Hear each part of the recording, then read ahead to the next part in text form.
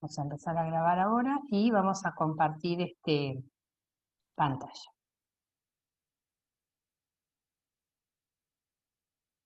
Bueno, les comentaba que en este módulo de métodos ópticos se encuentran dentro están incluidos en estos métodos los métodos más sencillos y más utilizados en el laboratorio y que se basan en la interacción entre la radiación y la materia. Bueno, seguramente ustedes estuvieron trabajando con algunos de las técnicas que involucran métodos ópticos o interacción, ¿sí? Más que interacción, ustedes seguramente estuvieron trabajando con los métodos denominados no espectroscópicos, ¿sí? Estos métodos ópticos se van a clasificar en dos grandes grupos.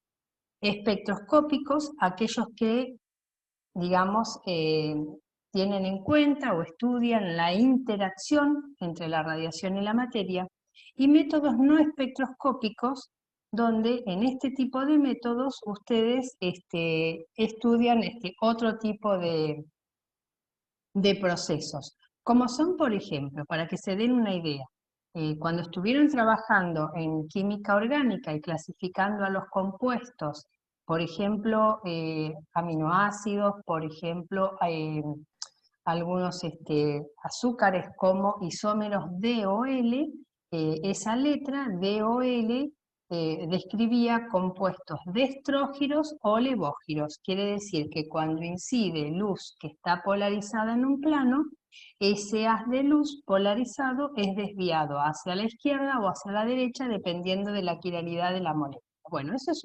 una técnica o un método no espectroscópico, donde el proceso que se estudia es esa desviación de un haz de luz polarizado en un plano.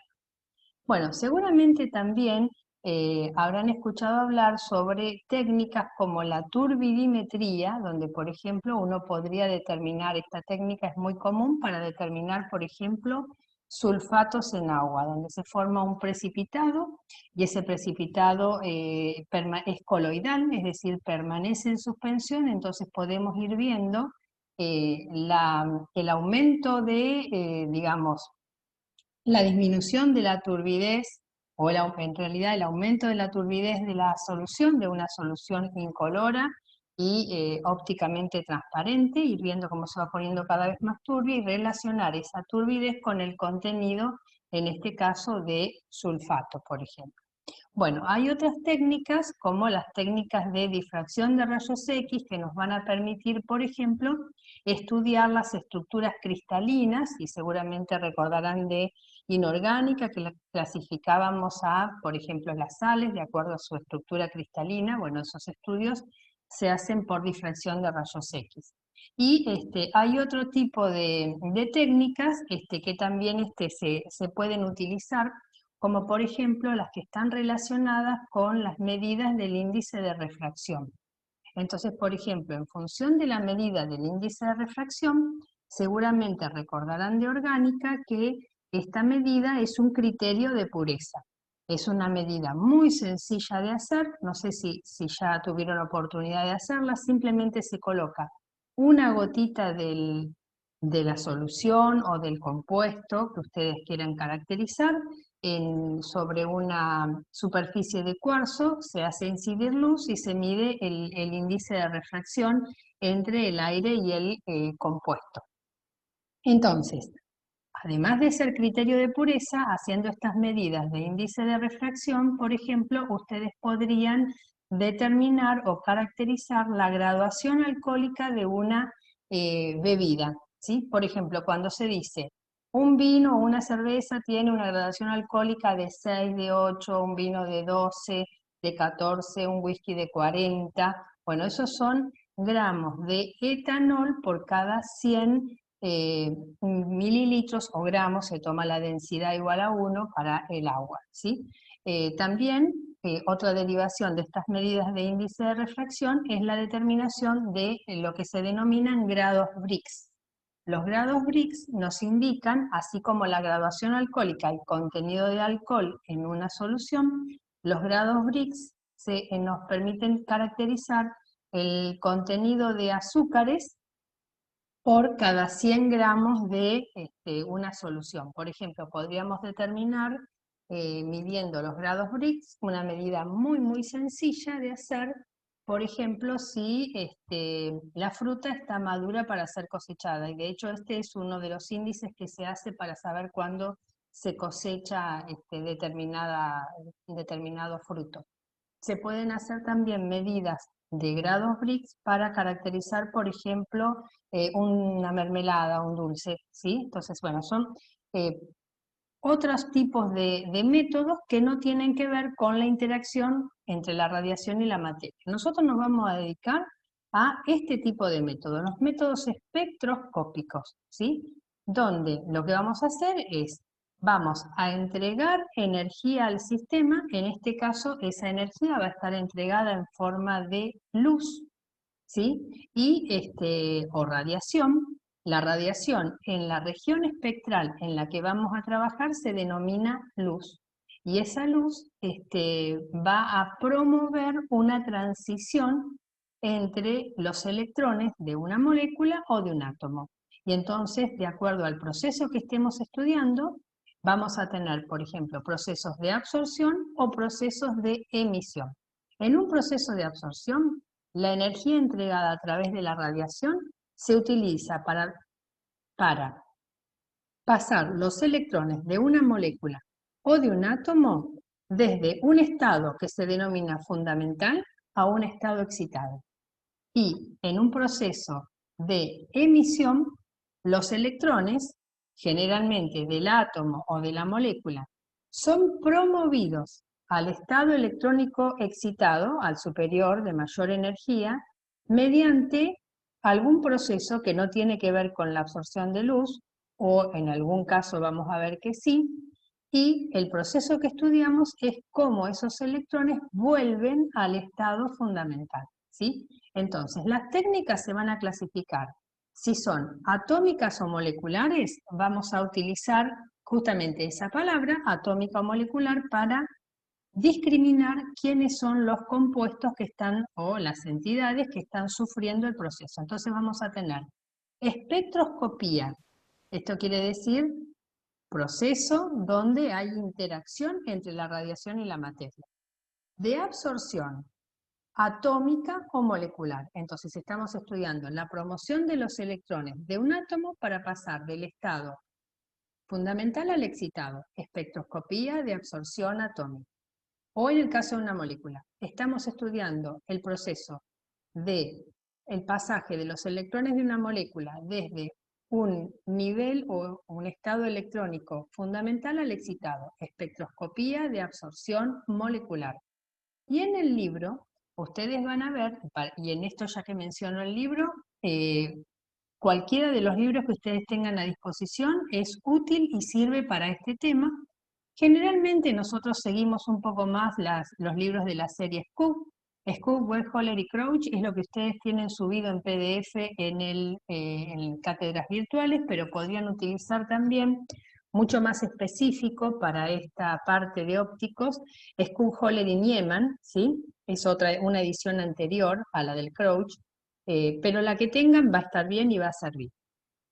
En el libro les decía que también al nombre espectroscopía de absorción atómica o molecular se agrega la región espectral en la que estamos trabajando. Entonces, el nombre de las técnicas que vamos a ver, y nosotros de acá al parcial, ¿sí? Parcial fijado para el día miércoles, miércoles no me acuerdo si es miércoles o viernes porque lo cambiamos, para el 16 de octubre, ¿sí?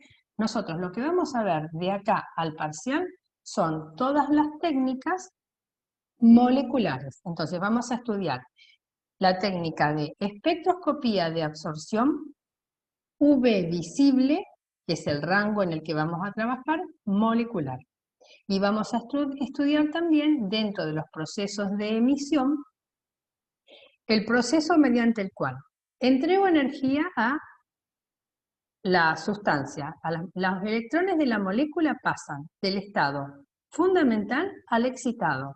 Y el proceso que estoy mirando yo, lo que estoy detectando es cómo los electrones vuelven del excitado al fundamental. Esa técnica se denomina espectroscopía de fluorescencia molecular UV visible o espectroscopía de fosforescencia molecular UV visible, donde la diferencia entre fluorescencia y fosforescencia es la característica del estado electrónico excitado desde el cual se emite la radiación, ¿sí? Fíjense que nosotros estamos estudiando en estos métodos que vamos a desarrollar a partir de ahora, todo lo que llamamos procesos radiativos. Radiativos sin la C de radiactivos, no, radiativos. Esos procesos radiativos involucran absorción o emisión de energía, ¿sí? Bien, bueno, entonces vamos a estudiar un poquito la radiación, porque si tenemos que estudiar la interacción entre la radiación y la materia, primero refresquemos un poquito características de la radiación. Bueno, ¿qué sabemos de física 2? Sabemos que la radiación electromagnética, si yo tuviera que dar una definición para radiación electromagnética, justamente se llama electromagnética, porque está conformada esa radiación por campos eléctricos que se propagan perpendicularmente a campos magnéticos y perpendiculares a la dirección de propagación. Bueno, eso es una definición física de radiación electromagnética. Y tiene que ver con la característica de la radiación electromagnética con ser considerada una onda. Entonces, las propiedades ondulatorias de la radiación nos permiten caracterizar a esta radiación en función de cómo caracterizamos ondas en física. Y eso tiene que ver con esta serie de parámetros que vamos a determinar aquí. Esos parámetros tienen que ver con la amplitud de la onda. Entonces, la amplitud de la onda va a ser el módulo del vector de campo eléctrico o magnético en el máximo de la oxidación, ¿sí? Y uno puede modular esa amplitud y entonces por eso cuando escuchamos la radio AM se llama de amplitud modulada, ¿sí? Bien. Uno también puede determinar lo que se llama el período o la frecuencia, ¿sí? El período es el tiempo que tarda, vamos a suponer de aquí hasta aquí, el tiempo que tarda una onda en repetirse. La frecuencia es, en un segundo, la cantidad de veces que se repite la onda. Entonces, la frecuencia tiene unidades de ciclos sobre segundo, o generalmente llamadas en hertz, ¿sí? Entonces, uno puede a una onda modularle la amplitud o modularle la frecuencia, ¿sí? Siempre doy el mismo ejemplo para que se entienda, como la radio. Amplitud modulada, la AM, frecuencia modulada, la FM, ¿sí? Bien. Otro parámetro que nos va a interesar y con el que nosotros vamos a trabajar mucho es la longitud de onda. Entonces, al igual que el período, la longitud de onda es la distancia necesaria para que la onda se repita. Si en este eje X estoy midiendo en función del tiempo, el tiempo para que se repita la onda será el período. Si estoy midiendo en función de la distancia o longitud, la distancia para que se repita la onda será la longitud de onda. Y tiene unidades, obviamente, de longitud, ¿sí? Y de acuerdo a cómo sea la onda, la voy a medir en metros, la voy a medir en centímetros, la voy a medir en, por ejemplo, en la región del UV visible en nanómetros, porque es una radiación, ¿sí?, que tiene una longitud de onda muy, muy pequeña. Y también voy a caracterizar a esa radiación en función de la velocidad a la que se propaga la radiación, la velocidad a la que se mueve la onda. Y nosotros sabemos que en el vacío, la velocidad a la que se propaga la radiación, en este caso la luz, es de 3 por 10 a la 8 centímetros sobre segundo. Bien, pero sabemos que cuando esa radiación, ¿sí?, se atraviesa un medio material, una cosa que tenemos que saber y que es muy importante es que la frecuencia de la radiación, o en este caso de la onda, solo depende de la fuente emisora. Y que cuando una radiación atraviesa un medio material, por ejemplo en este ejemplo, pasa del aire al vidrio, lo que va a ocurrir es que la velocidad a la que se mueve la radiación en el medio material disminuye. Y como la velocidad a la que se mueve la radiación en el medio material disminuye, y la velocidad no es otra cosa que distancia sobre tiempo, es decir, no es otra cosa que la longitud de onda por la frecuencia. Si la frecuencia permanece constante y la velocidad disminuyó, quiere decir que la longitud de onda también disminuyó. Entonces, una característica muy importante es que cuando la radiación atraviesa un medio material, su velocidad disminuye y se produce lo que se llama, y la palabra la van a leer así, que es horrible, pero la van a leer así, se produce un comprimiento, si en realidad sería una, digamos, una disminución de la longitud de onda, ¿sí? Bien, entonces, ¿qué es el índice de refracción? El índice de refracción no es otra cosa que el cociente de las velocidades a la que la radiación, les vuelvo a repetir, en la región en la que nosotros vamos a trabajar, a esta radiación se la llama luz, se mueve ya sea en el vacío y en un medio material. Entonces el índice de refracción es justamente ese cociente, el cociente entre la velocidad a la que se mueve en el vacío y la velocidad a la que se mueve en el medio material. Nosotros asumimos que en el aire, ¿sí?, la velocidad la aproximábamos a la del vacío. Entonces el índice de refracción de un compuesto va a ser el cociente entre la velocidad a la que la radiación se mueve en el aire y en el medio material, ¿sí? Bien. Bueno, todas estas propiedades que nosotros acabamos de ver, que son simplemente recordar lo que vimos en física, nos ayudan a explicar todos los fenómenos que nosotros vimos como no espectroscópicos. Es decir, clasificar a los isómeros de estrógiros o levógiros, poder hacer medidas de grados Briggs o poder hacer medidas de índice de refracción, pero no nos permiten estudiar los fenómenos de interacción entre la radiación y la materia. El primer problema que se encontraron los físicos y los químicos cuando empezaron a estudiar lo que ocurría con la radiación y la materia es que estas propiedades ondulatorias de la radiación no les permitía explicar el efecto fotoeléctrico. ¿Qué es el efecto fotoeléctrico? Bueno, es un efecto mediante el cual cuando la luz incide en un material que tiene características determinadas, se llama fotoemisivo, y lo vamos a ver en la clase que viene, ese material, por incidencia de la luz, genera una pequeña corriente, ¿sí? Entonces, esas características que acabamos de ver no permitían explicar este primer fenómeno, el efecto fotoeléctrico. Entonces, avanzando en la caracterización de la radiación, pasamos a considerar lo que se denomina la dualidad onda-partícula para la radiación. Y eso tiene que ver con pensar que la radiación, además de poder considerarla como una onda, con todas las propiedades que vimos, la vamos a considerar formada por partículas de, miren qué particularidad la definición que voy a dar.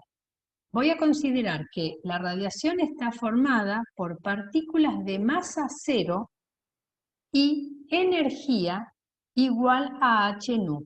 Esas partículas de masa cero y energía igual a h nu, ¿sí?, donde h es la constante de Planck y nu es la frecuencia, se denominan fotones. Esto es lo que se denomina la propiedad corpuscular o de partícula de la luz. Entonces, considerando, sabiendo que la frecuencia, sabiendo que en realidad que la velocidad c es igual a nu por lambda, frecuencia por longitud de onda, si despejo nu de esa ecuación, encuentro que la energía asociada a cada uno de esos fotones es igual a h, la constante de Planck, por c, la velocidad de propagación de la radiación en el vacío, sobre lambda, la longitud de onda de la radiación. Esto quiere decir que a medida que disminuye la longitud de onda, aumenta la energía. Entonces, bueno, vamos a ver cómo clasificamos al espectro electromagnético en función de la energía asociada. Bueno, y eso tiene que ver con esto, con este gráfico que tenemos acá, que es bastante esquemático. ¿Y qué tiene que ver con que las ondas de radio, que fíjense, tienen longitudes de onda de 1000 metros, ¿sí? Si tienen longitud de onda muy grande, la energía asociada es muy pequeña, ¿sí? De hecho, fíjense, por ejemplo, la longitud de onda de las ondas de radio es comparable con la altura de un edificio. En este momento nosotros estamos expuestos a ondas de radio y no nos está pasando absolutamente nada. ¿Por qué? Porque es una radiación muy poco energética. Bien, si nosotros vamos ahora disminuyendo la longitud de onda, es decir, aumentando la energía asociada, miren lo que va pasando. En la región del microondas, donde tenemos longitudes de onda del orden de 10 a la menos 2 metros, ¿sí? Pasamos desde el inicio, desde el comienzo de la región de microondas, una longitud de onda comparable con la altura de una persona hasta cerca del final, bueno, un tamaño comparado con el tamaño de una mariposa. Esas longitudes de onda hacen que, bueno, nosotros estemos expuestos en este momento, sin embargo, tampoco son tan energéticas como para producir cambios muy importantes. Sin embargo, bueno, algo deben hacer. Desde el momento en el que vos pones una taza en el microondas, la pones fría y la sacas caliente. O sea, esa radiación obviamente tiene mayor energía. En la región de lo que se denomina el espectro infrarrojo, fíjense la longitud de onda. Del orden de 10 a la menos 5 metros es la longitud de onda comparable con la punta de una aguja, y bueno, en esa región espectral, el infrarrojo, esa energía asociada alcanza para hacer promociones, ¿sí? En la región de microondas, promociones entre lo que se denominan los estados rotacionales de la molécula. En el infrarrojo, promociones entre lo que se denominan los estados vibracionales de una molécula, que ahora vamos a volver un poquito sobre eso.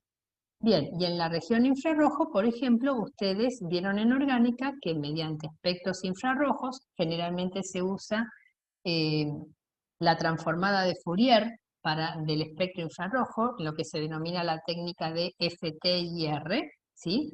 Espectroscopía infrarroja por transformada de Fourier, permite dislucidar estructuras, ¿sí? De un compuesto orgánico, por ejemplo.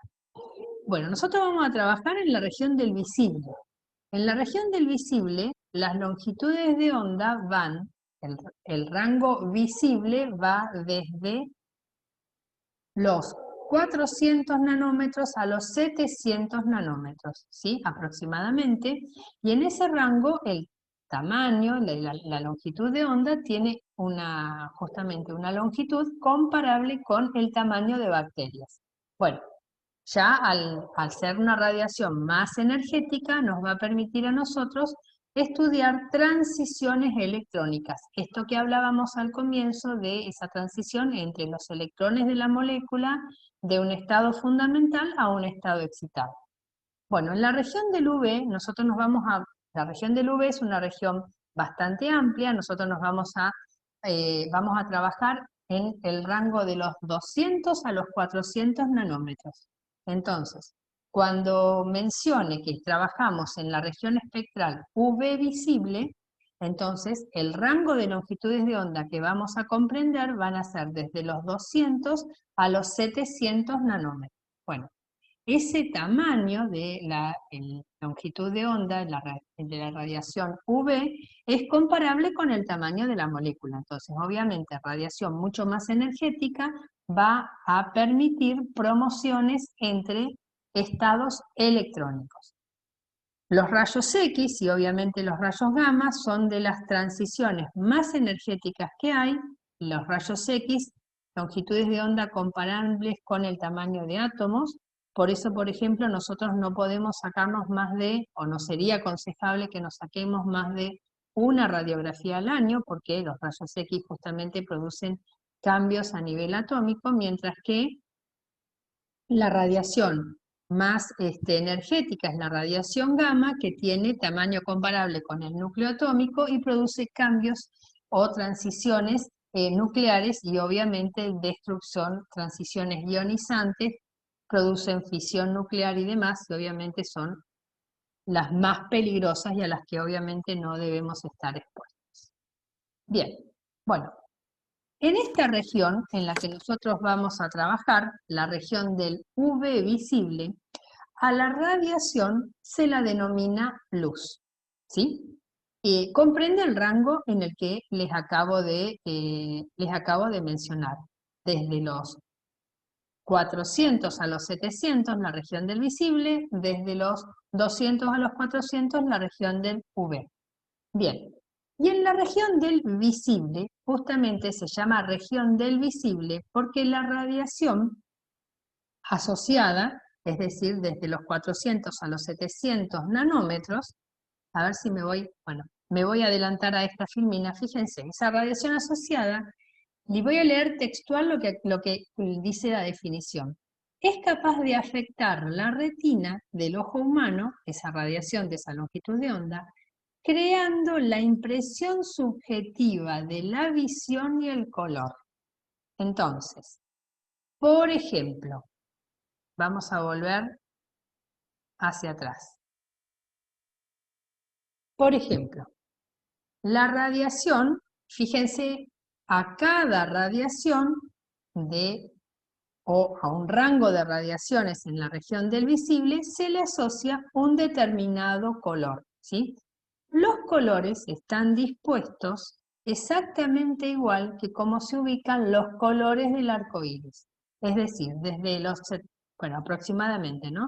380 a 420, 430, el violeta, luego sigue en el rango siguiente el azul, el verde, el amarillo, el naranja y el rojo. Entonces, por ejemplo, cuando la luz incide en un objeto, como por ejemplo esta jarra, que es de color azul y la jarra es opaca, la radiación incide y lo que va a pasar es que de todas las longitudes de onda asociadas en la región del visible, los colores que acabo de mencionar, va a haber una que se absorba fuertemente y el resto se van a reflejar. Entonces, lo que nosotros vemos en el caso de un objeto opaco es la reflexión de todas las longitudes de onda y preferentemente del color complementario. Entonces, si nosotros en este momento estamos viendo la jarra de color azul, es porque preferentemente el compuesto absorbe la radiación amarilla, ¿sí? En el rango de los 580 a 595 nanómetros, ¿sí? Entre el amarillo y el naranja, ¿sí? En realidad más el naranja que el azul. Para eso vamos a recordar los colores primarios y los colores complementarios, ¿sí? Tomando como colores primarios el rojo, el azul y el amarillo, tomando como complementario del rojo el verde, complementario del azul el naranja y complementario del amarillo el violeta, ¿sí? Bueno, esto es que parece una pavada porque es recordar el jardín de infantes, justamente nos va a permitir a nosotros saber, por ejemplo, que si tengo un compuesto de color azul, como por ejemplo pensemos en algún compuesto coloreado de color azul que conozcamos. por ejemplo, el complejo de cobre con amoníaco. El tetramín cúprico, que es de color azul bien intenso, va a absorber en la región de la longitud de onda asociada al color naranja, que es el complementario, o sea, alrededor de 600 nanómetros. Entonces, yo simplemente viendo el color de la solución, voy a poder predecir a qué longitud de onda va a absorber ese compuesto. Y en ese sentido, esto es interesante e importante. Bien, bueno, entonces, eh, simplemente esta filmina repasa lo que acabo de explicar con el gráfico que teníamos primero, ¿no? En la región en la que nosotros vamos a trabajar, el UV visible, ¿sí? Acá la tienen más precisamente definida, ¿sí? Estrictamente hablando, 180 a 780 nanómetros, coloquialmente hablando, de los 200 a los 700 nanómetros, ¿sí? Bueno, con esa cantidad de energía entregada nos alcanza para hacer la promoción de electrones que participan del enlace de una molécula o pares electrónicos libres, ya vamos a ver, o electrones de valencia en el caso de un átomo. Y esas son las interacciones que vamos a estudiar. Bien, entonces vamos a estudiar primero que nada para entender qué es lo que va a pasar y por qué es mucho más simple qué pasa en el caso de un átomo. Y en el caso de un átomo, por ejemplo, aquí tengo, ¿sí?, la distribución de niveles de energía para el sodio, ¿sí? Vamos a recordar, ya que no tenemos pizarrón, vamos a recordar la configuración electrónica del sodio. 1s cuadrado, 2s cuadrado, 2p6, 3s1. El electrón de valencia, ¿sí?, está ubicado en un orbital atómico 3s. Y ese es el electrón de valencia, ese es el electrón que va a sufrir el proceso de absorción, en este caso atómica, porque es un átomo, justamente. Entonces, aquí están ubicados, energía ascendente, los orbitales atómicos, ¿sí?, vacíos, libres. Ese electrón, inicialmente ubicado en el nivel 3s, ¿a dónde puede ser promovido? ¿A dónde puede pasar? Puede pasar, bueno, la transición que menos energía requiere es la transición al nivel 3p, ¿sí? O puede ir a parar a, bueno, donde están ubicadas todas estas líneas. Estas son todas las transiciones posibles. Obviamente que cuanto más larga es la flecha en este diagrama, más energía se necesita, más energética va a ser la transición y habrá que ver si la cantidad de energía que vos tenés en la región del UV visible, de los 200 a los 700 nanómetros, ¿para qué te alcanza? ¿Sí?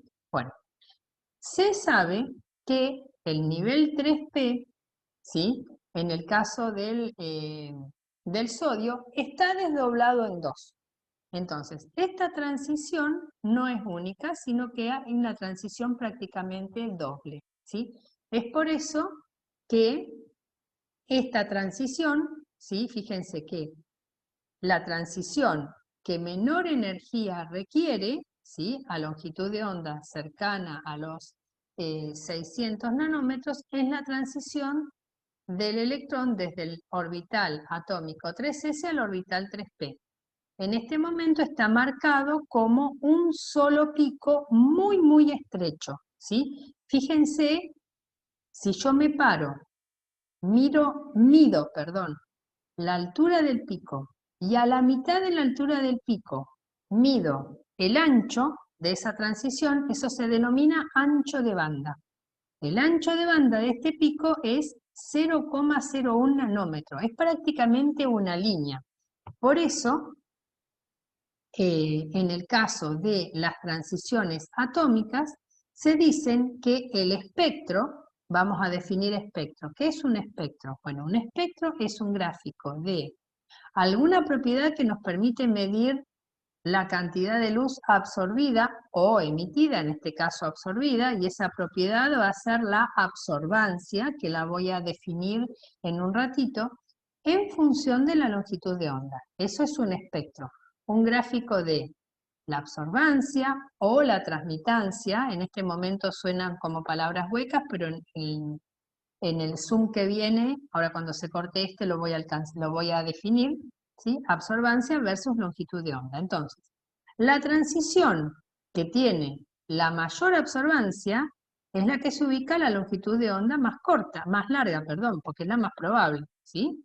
Bien, luego le sigue la transición 3S4P, luego le sigue la transición 3S5P y demás, ¿sí?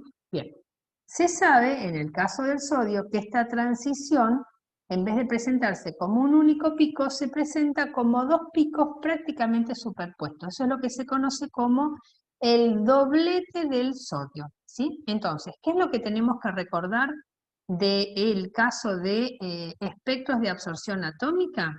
La transición está muy bien definida. La transición es entre orbitales atómicos, ¿sí? Y como esa transición está muy bien definida, entonces los espectros son espectros de líneas. Por lo tanto, a partir de un espectro de línea, yo voy a poder identificar a la sustancia.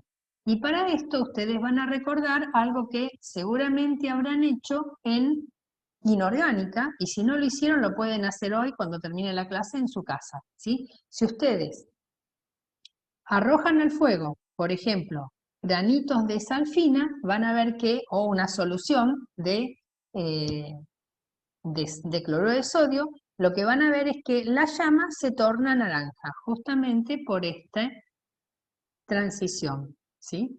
3S a 3P. Entonces, el espectro atómico, este espectro de líneas que es tan característico de los átomos, nos permiten hacer la identificación de átomos, cosa que no nos va a pasar en el caso de un espectro molecular. Bien,